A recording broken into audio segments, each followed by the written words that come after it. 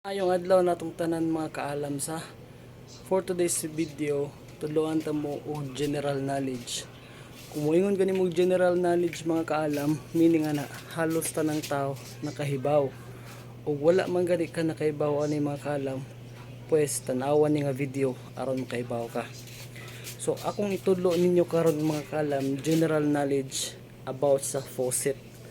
So mga kaalam, ang general knowledge gisabutan na siya para sa kadaghanan. Unya ang kasabutan sa kadaghanan mao'y tumanon sa kadaghanan gihapon pareha ning faucet. Kita niyo ang faucet mga kaalam, tanawa. Kaning faucet mga kaalam, faucet ra ni siya. Pero ang tinuod na usaray roll ani. Ang pag-open ani padung sa wala. Padung ka counterclockwise, anya ang palak ani clockwise. Kablihan ha. Counterclockwise. Oh. Atoy close clockwise. Oh. Tama to. Sunod. Basin makayungon mo nga dili parehatanan. Ngita taglayng faucet diri. Oh, diri. Ngita taglayng faucet. Tanawa ning faucet diri. Kaning faucet lahi sa ni siya. Ang pag-abli ni counterclockwise. Awa. Wala sa siya.